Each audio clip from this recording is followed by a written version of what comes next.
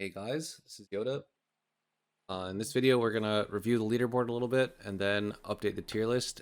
And towards the end, we'll also post some comps that I think maybe quote unquote meta, what some people are looking for. Anyway, so we'll inspect the leaderboard here. It looks like the tank meta, or tank diversity is actually pretty good. 5 different tanks in the top 8. Blood decay, you gotta scroll a little bit. I think page 3, there's the first blood decay. Yeah, page 3 has a blood decay. Not looking too good for blood decay. Honestly, I think people just aren't playing it. I think blood decay is perfectly capable of getting I think perfectly capable of doing all these keys, like 35, 50. Probably perfectly fine as blood decay, but just no one has done it yet because I don't know, there's no motivation to, I guess. As for, what tanks are actually the best, personally, I think any of Paladin, Warrior, or even Brewmaster could be the best. As for the comp, Kira seems to have been playing with a bunch of different comps. Always Kira, Warrior, AJ, Shaman, and Yargi Hunter. I do believe Yargi was planning to reroll off Hunter, but for now, there are blasting keys with Yargi's Hunter. So that is going to be a Warrior comp. I think I'll check another Warrior for like their quote-unquote meta comp since they've been changing their comp around a lot. This is Shun's Paladin comp they've been playing. Personally, I think Shaman is better than Warlock here because Shaman buff is really good for DK and Shaman's just OP right now. Warlock is also quite good though. So I've been playing with Warlock. Very good synergy with Paladin too because you can slow their cast and then Paladin always gets every interrupt. This is the comp Anmo and Yellow have been playing with XYVB and Mio. Warrior, Resto, Druid with these 3. Pretty good comp. This is Monksy's comp, the same comp as last season basically. All raid buffs plus Outlaw Rogue. This is what I've been playing. Although I will say there's no Arcane Mage in this group, and everyone in the group agrees that like Arcane Mage is better than all three DPS. Oh, quest has been terminated. Okay, here we go. This is what we've been playing basically. LE, Prot Pally. This is like, in my opinion, the best Prot Pally comp, and then you change DH for Mage, and then it's the best Prot Pally comp. This is Warrior. I believe this guy is playing what I would call the best Warrior comp. This is it. Prot Warrior, Resto Shaman, Frost DK, Arcane Mage, and Havoc. It is double funnel. And then there's Squish playing, all one tricks, playing their one tricks, doing really good. Rare is playing VDH. I think he's playing it in the Warrior comp. Yeah, it's like the Warrior comp, except he's just playing VDH instead. Then this is a comp, I guess.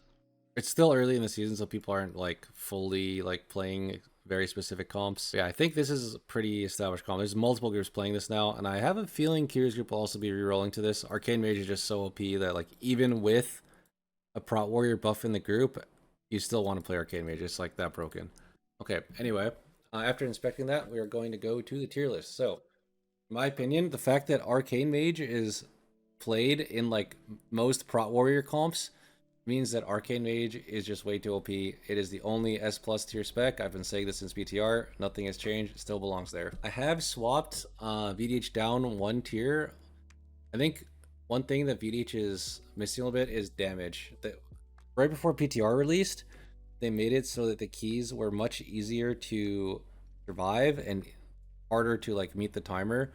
So how much damage your tank contributes became a lot more important, and VDH damage is just a little bit too low right now in my opinion, especially in the single target department. So I did move VDH down, Prot Warrior up, since Prot Warrior has really good single target, especially because you can reflect in a lot of dungeons this season. Pretty much everyone seems to be playing with Frost DK, so I also moved Frost DK to S and LE back down to A+. I also moved Disc back down to A+. I think I was a little bit skewed on PTR since I was playing Prot Paladin so much. But these 2 specs, LE and Disc Priest, seem like they thrive with Prot Paladin. But without Prot Paladin in the group, they run into some issues. Disc Priest, especially Void Weaver, runs into a lot of single target healing issues, and LE is a little bit squishy to play without Prot Paladin. So I moved him down 1 tier. I think that's appropriate. And I also have Havoc in A+. Havoc has really good uncapped AoE and very strong funnel in that uncapped AoE. However, when the target counts get lower, like single target or like 6 to 7, it's very apparent.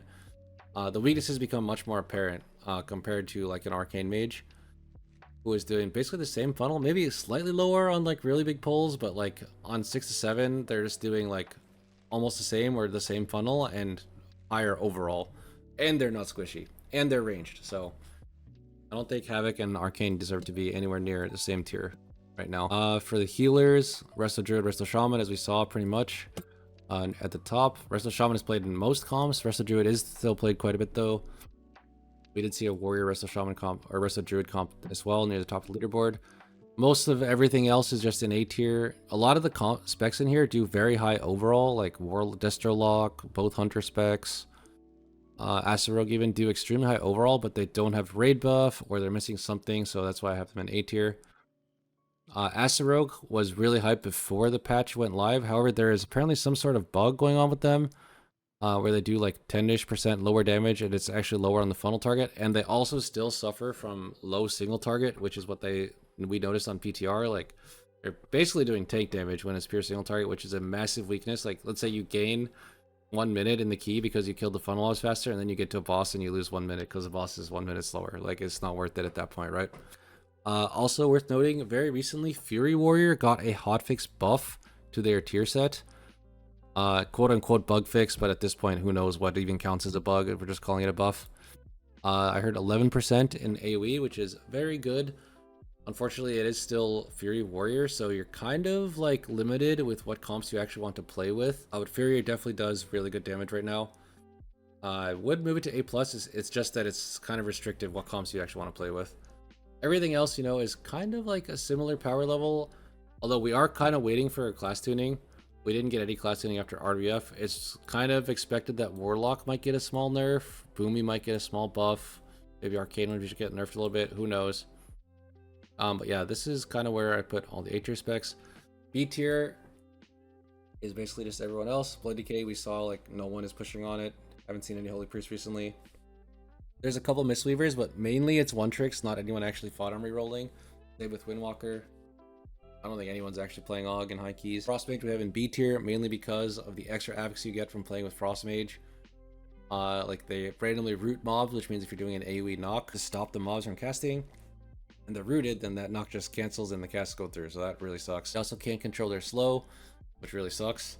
Because if your tank wants to like move the mobs, then you're just gonna have to wait like 10 business days for the blizzard to fall off. If it even ever falls off.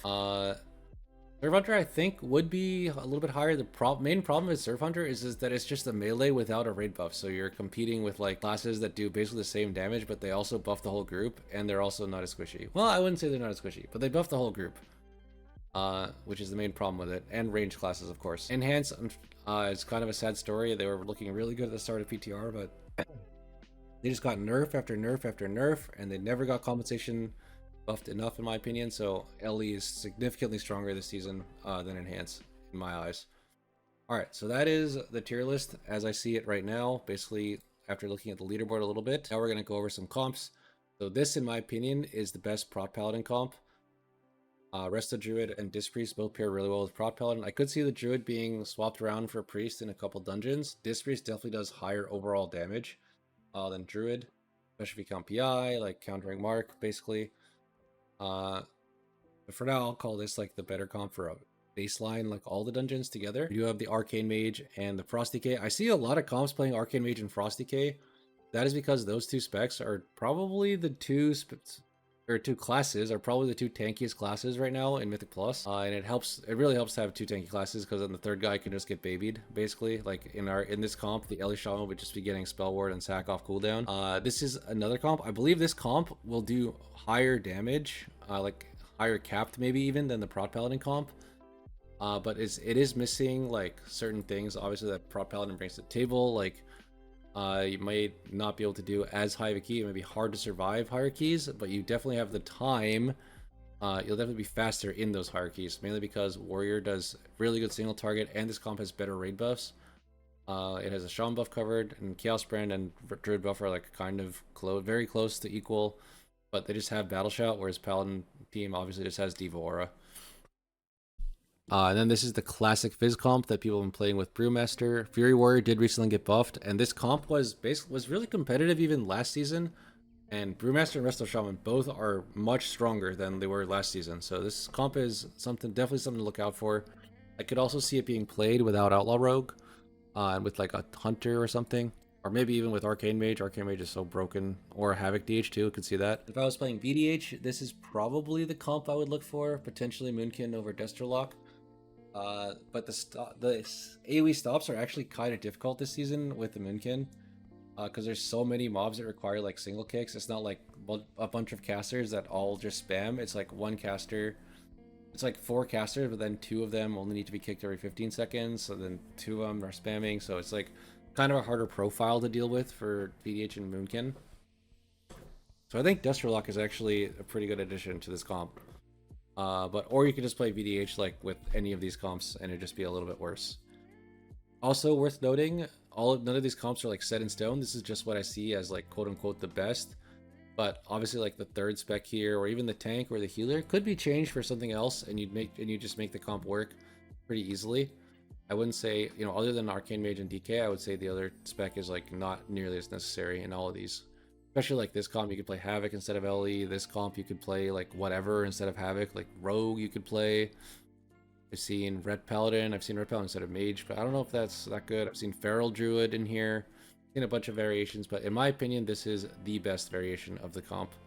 And this is the best version of the Paladin comp, etc. So, as I mentioned, especially in like lower keys, even like title range keys, feel free to swap or anything around. This is just what I see, I guess, as the best version of the comps for now. And alright, as a reminder, do not look at left to right on this tier list. I would say no one is like accurately gauging classes enough to say that any classes in the same tier are like better or worse than the other ones.